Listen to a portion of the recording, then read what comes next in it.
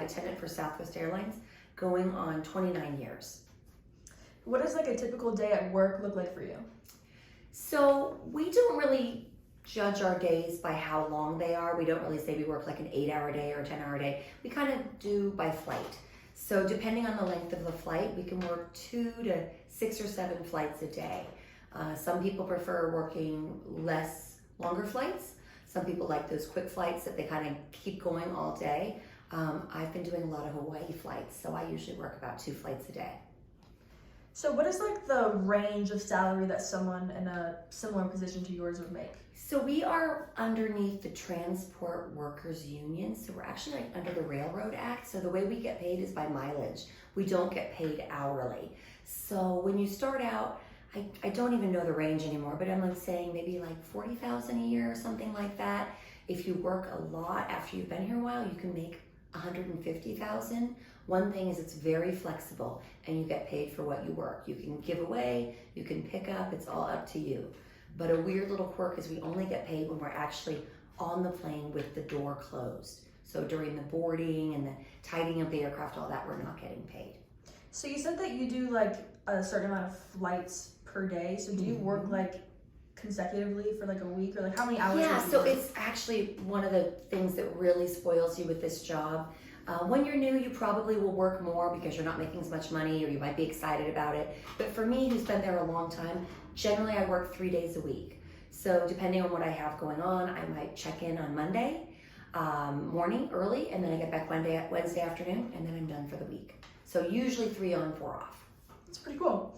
So obviously you need like training and stuff, but what does that look like? Or did you need like college or stuff like that for this? When I started back in the mid-90s, they said they preferred some college, but you didn't need it. I had an associate's degree. We have training in-house, so we all go to Dallas for about 4 to 5 weeks. But our flight attendants, it's really diverse. We have people who are just right out of high school, maybe 21. They kind of did something else, then they aged up enough where they could start this. We have people with bachelor's, master's, we have PhDs, we have a lot of ex-firefighters, ex-police. It's totally diverse, but as long as you have good customer service experience and you're able to be on time and you're nice to the passengers, you can probably get a job there. What is the best part of your job? For me, it's being able to be in a different city all the time. I get really spoiled.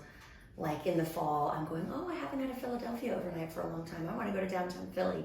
I've been doing a lot of Hawaii flying lately, which has been really nice, making the kids jealous, eating poke bowl, dipping my toes in the sand. So for me, it's absolutely being able to get away and see different cities. So what do you think is the worst or the hardest part of your job? Depending on where you are in your life, for me right now, it's being away from the kids. When they were younger, they really didn't need me as much, and if my husband was home or a family member, they could kind of take care of them. But now having teenagers, I really wish I was home with them more. Having good seniority, I don't miss many holidays or that sort of thing, but I sometimes just can't trade my trips or get the time off work, and sometimes I'll miss something that I want to be home for. What do you think is the biggest misconception about being a flight attendant? I don't know if people still have the same idea that they did, years ago. They thought we just kind of were fun and flew around and were in different cities all the time. And that can be true, but we do work really hard. We can have long days. We can have anywhere from, 8 to, on a bad day, 14 hours on the plane. You can have delays, mechanicals, weather, all that sort of thing.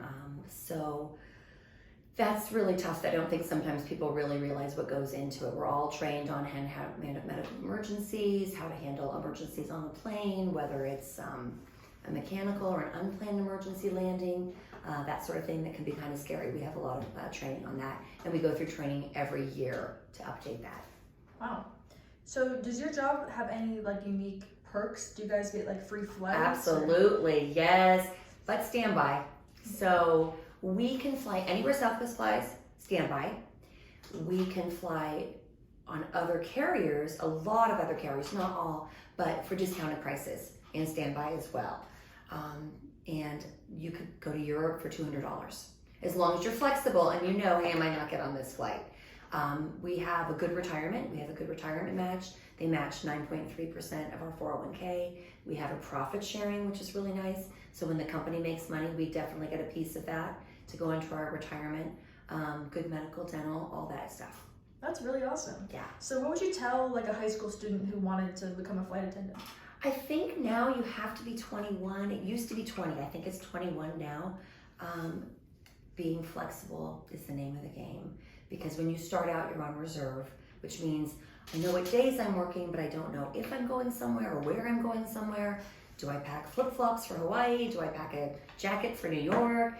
Am I going to get stuck somewhere? If you have a mechanical on a plane, you might get stuck in Midland, Texas. You know, during 9/11, a lot of us got stranded throughout the country for several days, and we couldn't get back home. So flexible is the number one name of the game. Wow. So to kind of like wrap it up, do you have any like final comments or anything else you'd like to share? You know, sometimes I don't appreciate my job because I'm like, oh God, this passenger did this, or we were delayed, or I just want to be home. I want to be home. That's a big one. But then, like this trip I worked last week was with two friends of mine, and we went out and we just laughed on the plane the whole time. Or then when I'm in, you know, Maui and I'm on the beach drinking a Mai Tai, I go, okay, this is pretty great. So I think it served me well overall. Yeah. Well, thank you so much. You're welcome. I appreciate it.